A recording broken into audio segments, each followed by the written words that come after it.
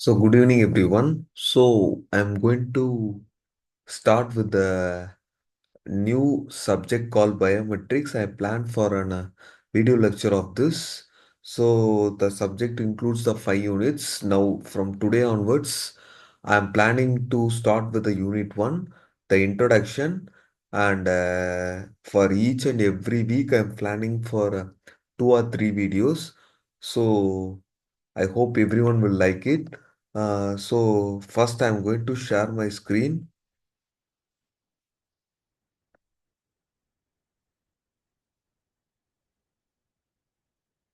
Make that into a slideshow mode.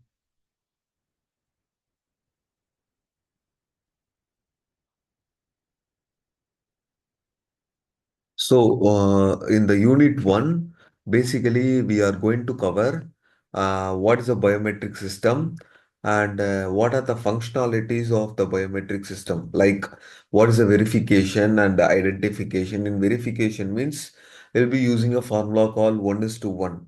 And if it is identification, 1:1. So what does that mean? What does that 1:1 and 1:n? We can discuss while we are going deep into this unit, and then we are going to discuss about the design cycle of the biometric system. Then we are going to discuss about what is uni-model and why I'm moving from uni-model to multi-model. And until this topic, we'll be discussing about what are the advantages. So what is a biometric system errors and how the hackers can hack this. So that we'll be discussing in this sixth topic called biometric system errors. And then we'll be discussing on deep in the concept called digital image processing. There we'll be discussing about what are the types of images, and there will be three types of the image like binary image, grayscale image, as well as the colored image, and how many bits that we are going to use. And then we are going to discuss in deep about the edge detection. Okay, so initially in the session 1 and session 2, we are just going to discuss about the two topics called what is introduction to biometric system, and we are going to discuss about the design cycle of the biometric system. So everyone know what is a biometric. So the image that was available in the slide is that simple as that. We are going to use one trait. What trait was used here? The trait which is used here is a fingerprint. Through that, we are going to identify an individual.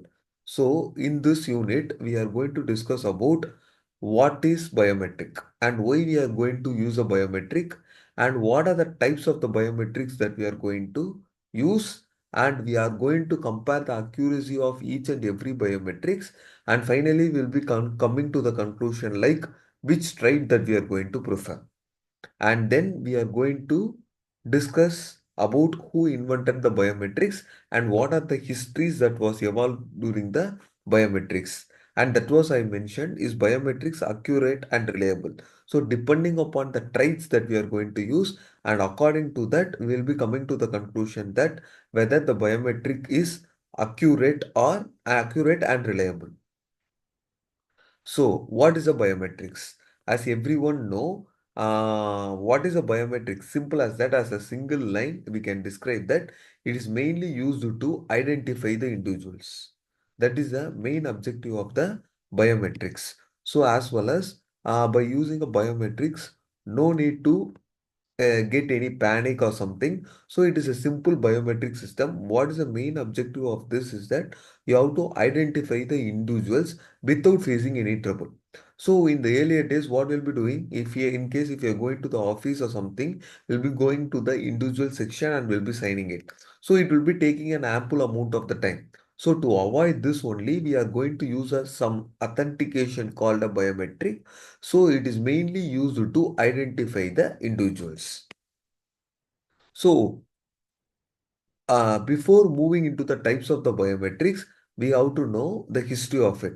So once the British administrator, while he comes to the India, so we people facing a lot of issues like it takes a time to mark the identity of the person or to mark the presence. So by looking into all the troubles faced by us, the British scientists planned to introduce a biometric. First, introduced a fingerprint. That later on there was a lot of evolutions in the biometrics, like face recognition was introduced, and keystroke dynamics was introduced. So many types was updated depending upon the convenience of the individuals. So initially, the fingerprint biometrics was introduced, that was developed by the British administrator in the 19th century, and it was in the year 1858 by William James Herschel. So now we can move into the types of the biometrics. So before moving into the slide, so if you look into the slide, it will be easy for everyone to understand what are the various traits are available. So if you take a physiological and behavioral, so most of the organization will be preferring physiological, and they also will be preferring the behavioral, but compared to the behavioral, physiological has a more accuracy rate that I'll be explaining the later.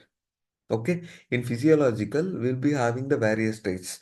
First is face, and second one is the finger, and third is a hand geometry, and fourth will be the iris, and fifth is the DNA. So these are the five traits that will be coming under the physiological, and another name for the physiological is the morphological trait. So in case in the examination point of view, if they ask what is a morphological, we have to explain all these five traits. And in case why we are using a DNA, so for taking up a diabetic test or something, so this particular DNA trait will be used. So this comes under the biological trait. And then in behavioral, we'll be discussing about what is keystroke and what is a signature and what is a voice. So these are the traits. Under this, whether the physiological is preferred or behavioral is preferred, that will be coming to the conclusion after we are going to discussing about all the traits. So first, we can start with the physiological. So in case if you take a physiological, I already said face recognition, fingerprint, iris, and all this that comes under the physiological. And you can take the iris as well. Okay, because by comparatively face, finger, as well as whatever the things, the iris will be considered as a best one, because but the only point will be neglecting iris is that the reason is that some people won't be having a vision. So in that case we cannot prefer iris biometrics for the particular person. So for that only the iris won't be considered much comparatively to the face as well as the finger. As I already said, for biological analysis, we'll be using for taking some kind of the test, either if we are having the viral fever, or whether we have to take out some blood pressure test or diabetic test, this biological trait that will be preferred. In case if you're moving into the behavioral, so mainly we can concentrate on three types. One is a gait, and second one will be a voice recognition, and third is a keystroke, and last one is the gestures.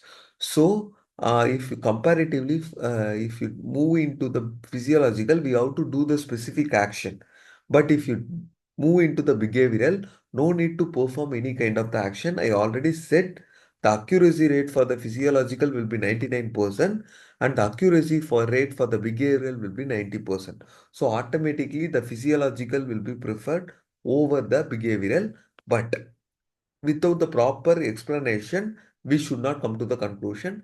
After coming to the conclusion, why the physiological was preferred over the behavioral, I'll be explaining in deep. Okay, I already explained about the various types of the biometrics. So we can have a glance, physiological as well as the behavioral. Under the physiological, the other name for physiological will be face, fingerprint, hand, iris, and DNA. And under the behavioral, we'll be discussing about the keystroke, signature, as well as the voice. As well as there are various traditional methods are available here. So traditional method means what's the traditional method? So we'll be typing out this is the method in case if you're opening our laptops, what we'll be initially using? We'll be giving out the passwords and we are logging in. So these are the usual methodology we'll be doing each and every day. As well as if you're taking out the mobile phone, what we'll be doing? We'll be giving our PIN number as or will be you will be giving a pattern or passcode or something. So this is a traditional method. So someone can easily hack that. So I am not saying that if you're using the physiological also the hacking can happen. So to avoid all these drawbacks only, we are moving on to the dual factor. What is the dual factor? Means instead of using a uni model, we'll be preferring a multi model. So automatically there will be a lot of credits will be given to the dual factor compared to the single factor authentication. So now we can discuss about the three different types of the authentication. I already said, so knowledge base. That's what I said. Traditional methodology will be giving a password as well as a PIN. Okay, that also easily guessed because this will be coming under the one kind of the attack. So that is kind of the client attacks we can say, as well as someone can access the text that we are typing it. Okay, so to avoid all this kind of the attacks, what you have to do is that we can move into the biometric. Before moving into the biometric, we can discuss about what is the token based system. What is a token based system? In case if we need a money, what we'll be doing? We'll be moving into the ATM machines and we'll be inserting our card and we'll be taking out the money. So that is one kind of the token based system. So your PIN number also that can be easily recognized. So to avoid all these problems occurring only, we are moving into the biometric. And someone can answer me. So no one introduced the biometric. So in the ATM machines or something, so that they slowly evolving. That's depending upon the history is keep on evolving it. So what you have to do is that we have to start we have to start using a biometric so that will provide a lot of security to the people that we are living in a real life. So these are what are the advantages? So advantages means we'll be having the uniqueness as well as no need to remember any kind of the password as well as the PIN. And third one is that no one can steal your password. Okay, because each and everyone have the individual authentication. And what is the disadvantage? So there will be some rare cases if you use a single factor authentication, if we lose our smart card like ID cards or something, someone can take our ID and they can misuse it. So this has a least possibility, but still, so to avoid this kind of the little disadvantage, so that's the reason why we are moving from single factor to the dual factor authentication.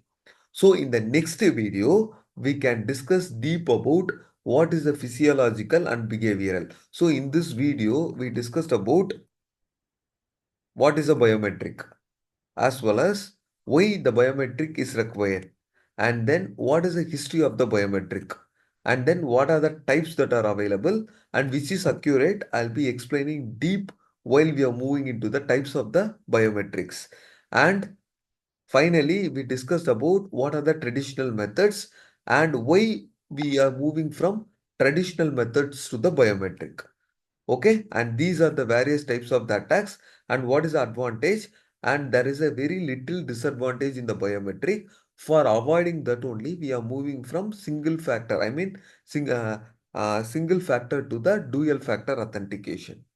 And in the next video, we can discuss about the types of the biometrics and why physiological is better than the behavioral. That we are going to discuss in the next video.